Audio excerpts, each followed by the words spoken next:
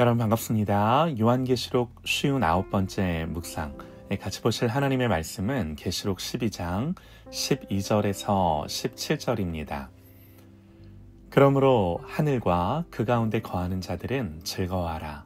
그러나 땅과 바다는 화 있을진저 이는 마귀가 자기의 때가 얼마 남지 않은 줄을 알므로 크게 분내어 너희에게 내려갔음이라 하더라. 용이 자기가 땅으로 내쫓긴 것을 보고 남자를 낳은 여자를 박해하는지라.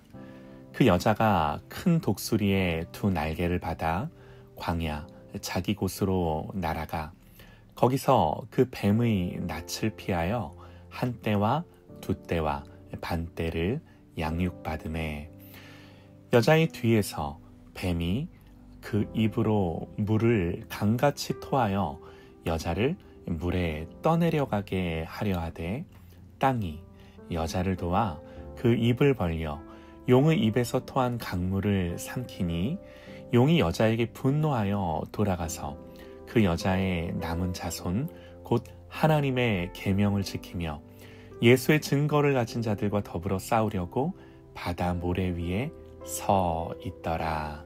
아멘. 승리하는 교회라는 제목으로 하나님의 말씀 듣겠습니다. 요한계시록 12장에서 요한은 세 개의 환상을 보는데요. 첫 번째는 큰 붉은 용이 해를 옷 입은 여자가 아이를 낳으면 삼키려고 했지만 실패하게 되는 그런 환상이었죠. 여자는 교회를 가리키고 아이는 철장으로 만국을 다스릴 남자, 곧 메시아, 예수님을 가리킨다고 말씀을 드렸습니다. 아이는 하나님 앞과 보좌 앞으로 올라갔고, 그리고 여자는 1260일 동안 광야, 곧 하나님이 예비하신 곳에서 양육, 훈련을 받게 된다 그랬죠. 두 번째 환상은요, 미가엘과 용 사이의 전쟁에서 용은 패하고 하늘에서 땅으로 쫓겨나게 되죠. 이 전쟁은 예수님이 십자가에 달리셨을 때 하늘에서 일어난 전쟁이다. 그렇게 말씀을 드렸어요. 그리고 나서 우리는 오늘 본문에서 보여주는 세 번째 환상을 보게 되는데요. 하늘에서 땅으로 쫓겨난 용이 여자와 그 남은 자손들과 땅에서 계속해서 전쟁을 벌이게 되는 이야기예요. 12절 하반절을 보면 그러나 땅과 바다는 화 있을진저. 왜요? 이는 마귀가 자기의 때가 얼마 남지 않은 줄을 알므로 크게 분내어 너희에게 내려갔음이라 하더라. 하늘에서 더 이상 있을 곳이 없어진 용이 땅으로 쫓겨 내려오는데 그래서 땅과 바다에는 화가 있다 말씀을 해요. 우리가 알다시피 용으로 상징되는 마귀는 십자가에서 예수님으로부터 머리가 상해 패배했죠. 자기 때가 얼마 남지 않은 것을 알아요. 그래서 분노하며 발악한다고 보시면 돼요. 얼마 남지 않은 이때에 어떻게 해서라도 할 수만 있다면 택한 영혼을 무너뜨리려고 하는 거죠. 오늘 말씀은 마귀가 비록 패배하고 하늘에서 땅으로 쫓겨나긴 했지만 그래도 여전히 힘을 가진 존재라는 사실을 가르쳐주면서 우리에게 경고하는 거예요.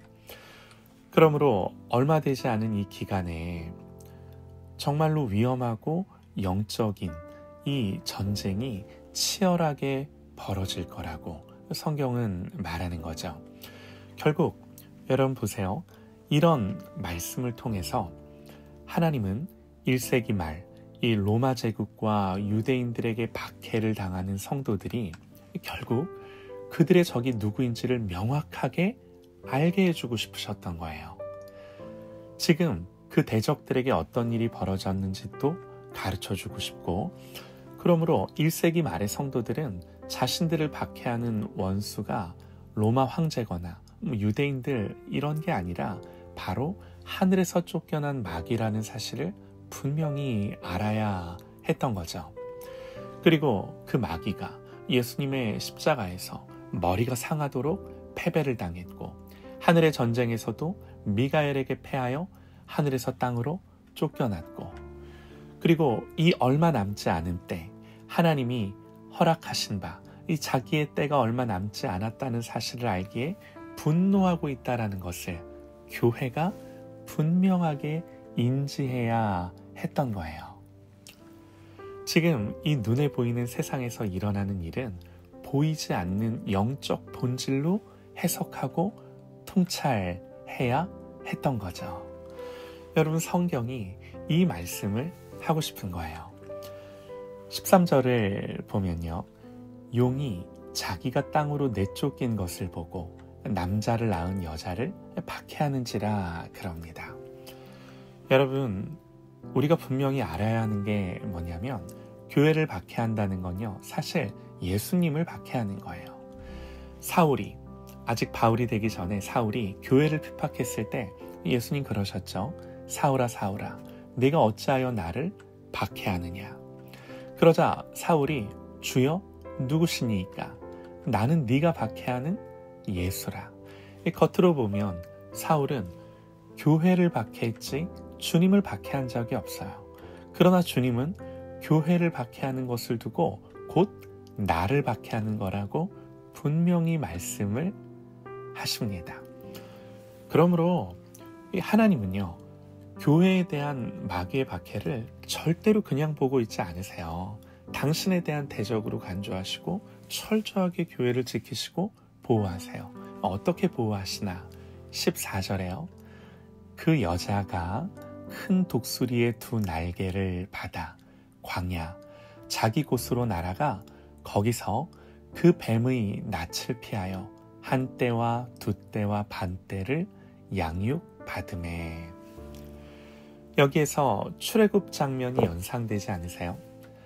하나님 출애굽과 광야의 여정을 이렇게 묘사하세요.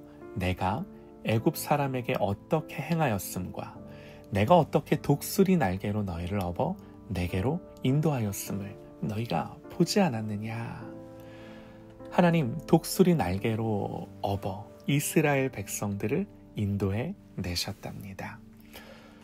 여러분, 독수리가 자기 새끼를 그 날개로 움키고 있을 때 어느 누가 그 독수리로부터 그 새끼를 빼앗아갈 수 있겠습니까?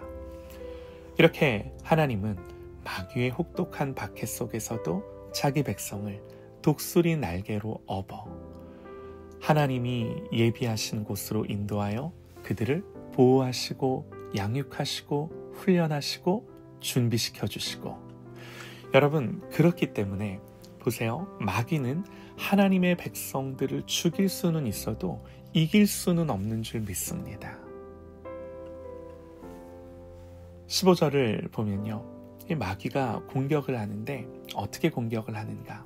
여자의 뒤에서 뱀이 그 입으로 물을 강같이 토하여 여자를 물에 떠내려가게 하려 하되.